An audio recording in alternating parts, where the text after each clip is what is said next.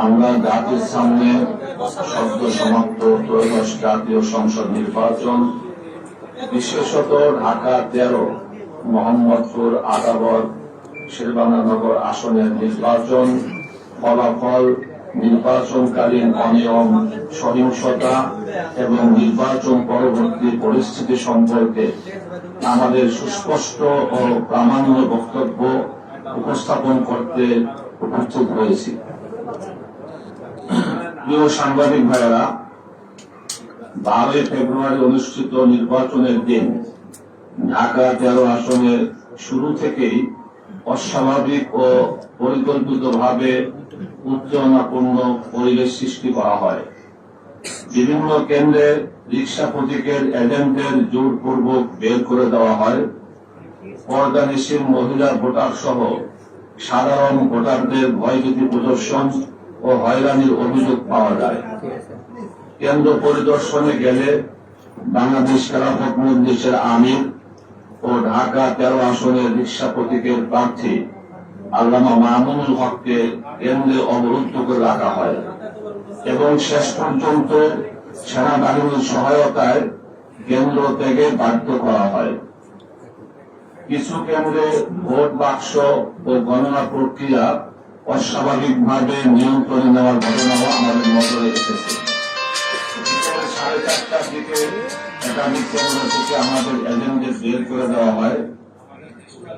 Residential college কেন্দ্র সহ কয়েকটি গুরুত্বপূর্ণ কেন্দ্রে আমাদের প্রধান নির্বাচনী এজেন্ট প্রবেশে বাধা দেওয়া হয়।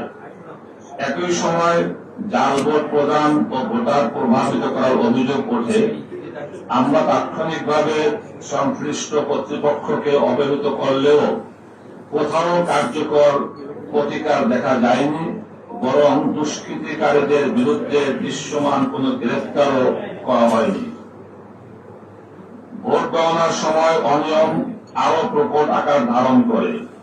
টেম্পারিং, ওভাররাইটিং এর মাধ্যমে ধানের শীষ প্রতীকের ভোট অস্বাভাবিকভাবে বৃদ্ধি এবং রিক্সা প্রতীকের হাজার হাজার ভোট বৈধ বাতিলের অভিযোগ আমাদের হাতে প্রমাণ সহ এসেছে। ফলাফল প্রভাবিত করার সুস্পষ্ট আলামত দেখে আমরা যথাযথভাবে অভিযোগ দাখিল করি, কিন্তু নির্বাচন কমিশন অভিযোগ নিষ্পত্তির আগেই গেজেট প্রকাশ করে দেয়, যা ঢাকা 13 ভোটারদের সাংবিধানিক অধিকারকে উপেক্ষা করার শামিল। নির্বাচনের দিন 34 নম্বর ওয়ার্ডের বিএনপি পদধারী রাজেশ খানের নেতৃত্বে কেন্দ্র দখল সহ পরিবেশ উত্তপ্ত করার চেষ্টা করলে আইনশৃঙ্খলা বাহিনী, বিশেষত সেনাবাহিনীর সদস্যরা তাদের ছত্রভঙ্গ করতে লাঠিচার্জ করে। তাতে জনাব হায়দার আলী সহ অনেকে আহত হন এবং গতকাল 22 ফেব্রুয়ারি রাতে তিনি ইন্তেকাল করেন হাসপাতালে। আমরা মরহুমের মাগফিরাত কামনা করছি ও শোক সন্তপ্ত পরিবারের প্রতি সমবেদনা জানাচ্ছি। তিনি কেন্দ্রের বাইরে অবস্থান করছিলেন এবং ভোটার প্রভাবিত করার অভিযোগ ছিল, যা তদন্ত সাপেক্ষ বিষয়। কিন্তু একটি প্রশ্ন অনিবার্য, কেন এমন পরিস্থিতি তৈরি হয়েছিল যেখানে একজন নাগরিক আইনশৃঙ্খলা বাহিনীর লাঠিচার্জে গুরুতর আহত হন? নির্বাচনকে ঘিরে কেন্দ্র এলাকায় যে উত্তেজনা ও প্রভাব বিস্তারের পরিবেশ সৃষ্টি হয়েছিল, তা নিরপেক্ষ বিচার বিভাগে তদন্ত হওয়া জরুরি। প্রিয় সাংবাদিক ভাইরা, আমরা লক্ষ্য করেছি বর্তমান সরকারের শিক্ষা প্রতিমন্ত্রী এবং বিতর্কিত ফলাফলে নির্বাচিত সংসদ সদস্য ববি হাজ্জাজ এই মৃত্যুর পূর্বেই হাসপাতালে উপস্থিত হয়ে রাজনৈতিক বক্তব্য দেন এবং আল্লামা মামুনুল হক সহ আলেম ওলামা, মাদ্রাসার ছাত্রদের উপর দায় চাপানোর চেষ্টা করেন। তদন্তের পূর্বেই রাজনৈতিক প্রতিপক্ষকে অভিযুক্ত করা এবং হুমকি সূচক ভাষায় বক্তব্য দেওয়া একজন দায়িত্বশীল মন্ত্রীর শোভা পায় না।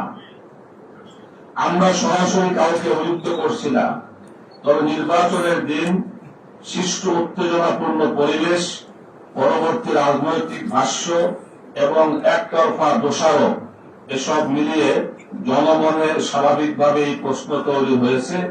সেই প্রশ্নের জবাব দিতে পারে ঢাকা 13 আসনের গোটা নির্বাচন নিয়ে একটি স্বাধীন ও বিচার বিভাগীয় তদন্ত। এছাড়া আমরা গভীর উদ্বেগের সঙ্গে জানাচ্ছি, ববি হাজ্জাজ প্রকাশ্যে আল্লাহ মামুনুল হক, আলেম ওলামা ও মাদ্রাসার ছাত্রদের বিরুদ্ধে মামলা দেওয়ার হুমকি দিয়েছেন। এটি অত্যন্ত বিপজ্জনক প্রবণতা। রাজনৈতিক মতভেদের কারণে ধর্মীয় নেতৃত্ব ও শিক্ষার্থীদের বিরুদ্ধে মামলা দিয়ে দমন করার ঘোষণা আইনের শাসন ও মানবাধিকারের পরিপন্থী। আমরা স্পষ্টভাবে জানাচ্ছি যে আলেম ওলামা ও মাদ্রাসার ছাত্রদের হয়রানির যে কোনো অপচেষ্টার বিরুদ্ধে দেশব্যাপী গণ প্রতিরোধ গড়ে তোলা হবে এবং তার দায়ভার সংশ্লিষ্ট মহলকেই বহন করতে হবে। আমরা আরো সতর্ক করে দিতে চাই, রিকশা প্রতীকের সমর্থক, এজেন্ট বা নেতাকর্মীদের বিরুদ্ধে যদি মিথ্যা মামলা, গ্রেপ্তার বা হয়রানি করা হয়, তার পূর্ণ দায় সংশ্লিষ্ট কর্তৃপক্ষকে নিতে হবে। চোখের সামনে ফলাফল বিকৃত হওয়ার অভিযোগ থাকা সত্ত্বেও আমরা তাৎক্ষণিক কঠোর কর্মসূচিতে যাইনি, কারণ আমরা অস্থিতিশীলতা চাইনি। কিন্তু আমাদের দায়িত্বকে দুর্বলতা মনে করলে তা হবে মারাত্মক ভুল। আমরা লক্ষ্য করছি, ববি হাজ্জাজ, যিনি শেখ হাসিনার নিকটাত্মীয় এবং দীর্ঘদিন ধরে সেই রাজনৈতিক পরিবারের অংশ হিসেবে পরিচিত, এখন অপপ্রচার, চরিত্র হনন, প্রশাসনিক প্রভাব ব্যবহারের মাধ্যমে একই রাজনৈতিক সংস্কৃতির পুনরাবৃত্তি করছেন। অতীতের দমন পীড়নের রাজনীতি এদেশের মানুষ প্রত্যাখ্যান করেছে। সেই ধারার পুনরুজ্জীবন জনগণ মেনে নিবে না। সরকারের কাছে আমাদের প্রশ্ন, যার নির্বাচনী ফলাফল প্রশ্নবিদ্ধ এবং যার বিরুদ্ধে কারচুপির অভিযোগ উত্থাপিত হয়েছে, তাকে শিক্ষা মন্ত্রণালয়ের দায়িত্বে বসিয়ে সরকার জাতিকে কি বার্তা দিতে চায়? শিক্ষা মন্ত্রণালয় ভবিষ্যৎ প্রজন্মের নৈতিক ও মানসিক গঠনের সঙ্গে সম্পৃক্ত। সেখানে বিতর্কিত ব্যক্তিকে প্রতিমন্ত্রী করা জনগণের আস্থাকে ক্ষুণ্ণ করে। ঢাকা 13 ঘটনায় শেষ নয়। নেত্রকোনা 1, সিলেট 3, চট্টগ্রাম 5, ফরিদপুর 2, শরীয়তপুর 1, সিরাজগঞ্জ 3, মৌলভীবাজার 4 ও গাজীপুর 3 আসন সহ বিভিন্ন স্থানে আমাদের এজেন্টদের বের করে দেওয়া, জাল ভোট প্রদান ও ভোটারদের ভয়ভীতি প্রদর্শনের অভিযোগ এসেছে। নির্বাচন পরবর্তী সময়ে ঢাকা 13 সহ কয়েকটি আসনে আমাদের সমর্থকদের বাড়িঘর ও ব্যবসা প্রতিষ্ঠানে হামলার ঘটনাও ঘটছে। ইতিমধ্যে সারা দেশে অনেকে আহত হয়েছেন, কেউ এখন চিকিৎসাধীন। 23 ফেব্রুয়ারি গভীর রাতে মোহাম্মদপুরে জুলাই হত্যা মামলার সাক্ষী ও রিকশা প্রতীকের সক্রিয় সমর্থক ইব্রাহিম খলিলের উপরে সন্ত্রাসী মামলা হয়েছে। তার হাতের হাড় ভেঙে গেছে বলে চিকিৎসকরা জানিয়েছেন। আমরা এই হামলার তীব্র নিন্দা জানাই এবং সংশ্লিষ্ট সাক্ষীদের রাষ্ট্রীয় নিরাপত্তা নিশ্চিত করার দাবি জানাই। আমাদের দাবি সমূহ: 1. ঢাকা 13 আসনের ফলাফল বাতিল করে নিরপেক্ষ তদন্ত করে ব্যবস্থা গ্রহণ করা। 2. জনাব হায়দার আলীর মৃত্যু সহ ঢাকা 13 আসনের গোটা নির্বাচনী অনিয়মের বিচার বিভাগীয় তদন্ত। 3. ইব্রাহিম খলিলের উপর হামলার সুষ্ঠু তদন্ত ও দোষীদের দৃষ্টান্তমূলক শাস্তি। 4. সারা দেশের নির্বাচনী অনিয়ম তদন্তে স্বাধীন কমিশন গঠন। 5. রাজনৈতিক হয়রানি ও মিথ্যা মামলা বন্ধ করা। 6. সারা দেশে আমাদের নেতাকর্মী ও সমর্থকদের উপর হামলা, মামলা ও হয়রানি বন্ধ করা। সরকার অবিলম্বে আমাদের এই ন্যায্য দাবিগুলোর ব্যাপারে ব্যবস্থা গ্রহণের আহ্বান করছি। সবশেষে আমরা স্পষ্টভাবে জানাতে চাই, ঢাকা 13 কেবল একটি আসন নয়, এটি জনগণের ভোটাধিকার, ন্যায় বিচার ও গণবিশ্বাসের প্রশ্ন। জনগণের রায় বিকৃত করে ক্ষমতার দম্ভ প্রদর্শন করলে তা দীর্ঘস্থায়ী হবে না। জনগণের অধিকার প্রতিষ্ঠার প্রশ্নে আমরা আপোষহীন। তাই জাতীয় সংসদ, আদালত ও রাজপথের কর্মসূচি ঘোষণার মাধ্যমে আমরা আন্দোলনের পথে অগ্রসর হতে বাধ্য হব। আসসালামু আলাইকুম ওয়া রাহমাতুল্লাহ। জাওয়াদ আহমদ, মহাসচিব, বাংলাদেশ খেলাফত মজলিস। প্রশ্ন থাকলে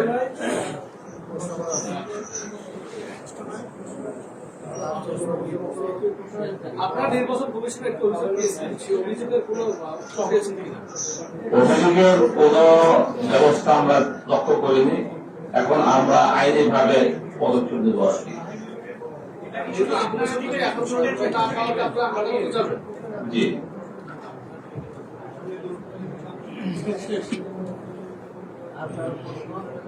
ধন্যবাদ সবাইকে। প্রবাসীদের জন্য নির্মাণ হচ্ছে দেশের প্রথম স্মার্ট সিটি, যেখানে থাকছে স্কুল, মসজিদ, হাসপাতাল, সুইমিং পুল, হেলিপ্যাড, পাঠাগার, জিম, সুপারমার্কেট, শিশু পার্ক সহ সকল নাগরিক সুবিধা। মাত্র 30 লাখ টাকা বিনিয়োগে মিলছে আকর্ষণীয় ফ্ল্যাট। প্লাটিনাম ইনভেস্টরদের জন্য ঢাকা বিমানবন্দরে ভিআইপি প্রোটোকল সুবিধা। বিস্তারিত জানতে যোগাযোগ করুন স্ক্রিনে দেয়া হোয়াটসঅ্যাপ অথবা ইমো নাম্বারে।